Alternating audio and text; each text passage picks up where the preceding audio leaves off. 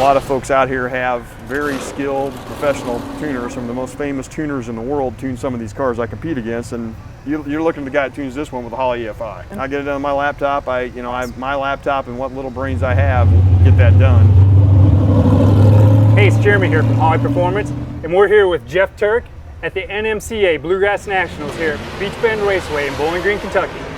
Jeff, why don't you give me a rundown of this nice Challenger you brought out today to run?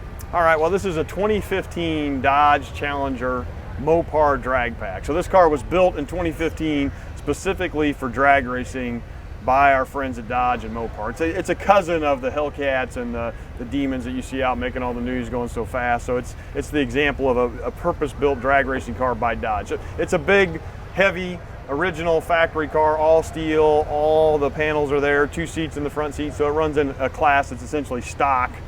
It's powered by a supercharged 354 cubic inch Hemi. So it's the same basic Hemi that you see in the Hellcats and the Demons, but it's actually a specific one for drag racing. Has a little different supercharger on it. Supercharged 354 cubic inch engines, north of about 1,250 horsepower. A bad actor. I mean, this thing in 9-inch tires and 3,600 pounds, this is a handful of a car to get down the track, and a big part of that success is the control and capability of that Holley EFI system. It's a huge part of it. We were one of the first Dodge drag pack challengers, Mopar drag pack challengers with the supercharged engine to come out and try to compete out here in the NMCA, and what a great series it's been for us. Now, you say compete, but aren't you at the top of the pile right now? Well, every once in a while Blind Squirrel gets a nut, and I've been lucky. I runnered up at the first race, and I won the second race. This is the third race in the series, so I'm hoping to hang on to that points lead today or this weekend and see if we can't do well. We're kind of the black sheep in a lot of ways. The Blackbird being the black sheep out here trying to run with all these really fast Copos and Cobra Jets. And it's a tough series against a bunch of very capable, tough competitors, most of which drive Camaros and Mustangs, so that makes it all the more fun for us Mopar guys to be up against that stuff. So that's a good thing. And you're also part of the 7 Second Club, correct? Well, I'm a part of, and I guess the only part of right now. I'm going to hang on to that for a little while. You are the club. I am the club right now. I guess I'm the one and only member. But I mean, down there in Bradenton, Florida, which was the first NMCA race, there was 30 of these cars down there trying to get in that 7 Second Club. And it was a drama-filled weekend of trying to be the first guy out there to do it. And the dots came together for us, and on our first pass, we went 7.99 with a 6. Now, we kind of rattled the competition the night before in time trials. We went 7.97 and kind of proved that we could get it done, and nobody else had even done that. And so they kind of knew they had it coming for them, but there were still a lot of hopeful Fords and Chevys running ahead of me that thought they'd get there first, and we ended up getting there first, and so far we're the only ones that have gotten there. And we did it there, and just to kind of put the period on the sentence at Atlanta, we ran the race in Atlanta. In the final, I won a 7.99 with a 4, so we did it again in Atlanta. So backed it up. That's good. Yep. So tell me a little about your EFI that you're running on this car.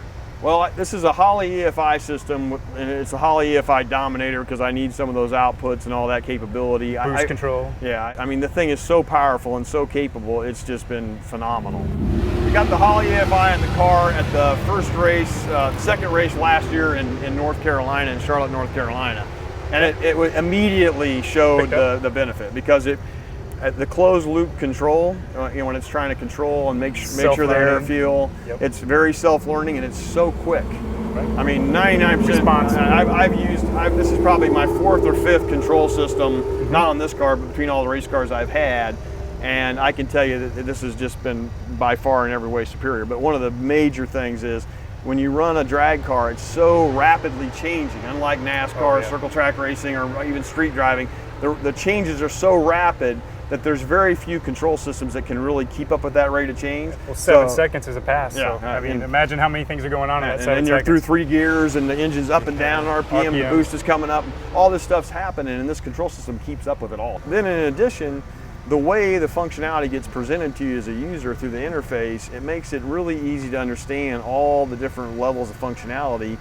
And you could get to the easy stuff through the first couple layers. And if you want to do some really, really ingenious, complicated stuff, which I'm not going to tell you all the ingenious, complicated stuff I get to do with it, but I can tell you the ingenious, complicated stuff has made this car so much more reliable and so much, easier to drive. And obviously it was a big part of getting it done in Bradenton when a lot of my competition, who's been many years tuning their cars way out ahead of me, with cars that are arguably more competitive in many ways. I mean, these are big cars. They have to have a lot of power. So that Holley EFI has been a crucial part of making this whole thing work. Lots of capability, and to manage the timing at the hit, because we're not allowed to manage boost. Boost is controlled by essentially a pulley system to the supercharger in this class. And so the only way you can manage the power is to cleverly manage in other aspects of the engine. Fuel delivery, spark control, right, timing. and to do all that dance and make the car run cleanly off the starting line and not hiccup and screw up the engine. It's a very tricky thing to do, and you know, a lot of folks out here have very skilled professional tuners. Some of the most famous tuners in the world tune some of these cars I compete against, and you're looking at the guy that tunes this one with a Holley EFI. So you get it done with your laptop then? I get it done on my laptop. My laptop and what little brains I have get that done, and it's capable not only to do the simple stuff that you can easily get to, and it works so easy, and they got self-learning and the closed loop that make it easy, but you can do very advanced stuff, which I'll just hint at and say, gets it from A to B every time and makes it a manageable car to drive. I mean, a simple thing, because I think it's a safety thing, is I've got a two-step on the car that's activated on a foot pedal, because you have to foot brake in this class. There's no trans brake, there's no electronic controls, you got to drive. You got to drive and you got to shift. Right. But you do launch off a foot brake, and the foot brake has a two-step, that controls the ignition. The Holley controls the ignition, does a nice smooth job holding the RPM right where you want it, but then you come off that and the RPM shoots up. Right. Well, you don't want that same two-step RPM control to come on down track, right? Right. Because it's a bad thing if you actually touch the brake pedal, just barely Tap it, it. because you're going sideways or you need it, and all of a sudden a two-step comes on because it just shuts the ignition off, right? Kills you. Well, I was able to come up with some advanced tables and stuff, and through the software and a little bit of wiring change, it only works in first gear now.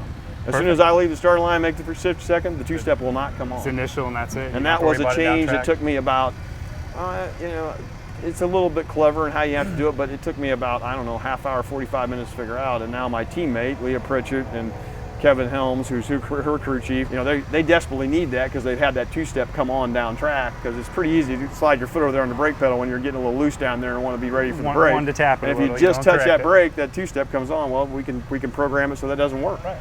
Did you take any of our EFI training classes? I did. I watched a lot of your videos. I haven't taken advantage of the full-blown training, although I've thought about it a couple times. Yeah, I've thought about it a couple times. So it's mostly self-learn, and there's lots of YouTube videos out there. You guys put out a lot of good videos, great videos. It's a system that's gained such broad acclaim and acceptance that there are communities of people that, if like this two-step thing, forums, like how do I keep it out of two-step down the track? I mean, I was able to go to the web and find several ideas of how to do it. I did it a little different way, but it got me thinking about other ideas. Well, Jeff, I appreciate you coming out, taking the time to go over the Holley EFI with us today. I'd like to see this Challenger out here this weekend, and I'd like to keep you at the top. I appreciate that. Please take my thanks back to the team at Holley for making such great products and for great support. And on top of all that, you gave me $10,000 for doing something that you helped me do. So thank you, and thanks to the whole team. I'm sure that's a drop in the bucket compared to what you spend. Well, but it's a nice drop. We're happy to be a part of the team, and good luck to you. All right, man. Thank you, brother.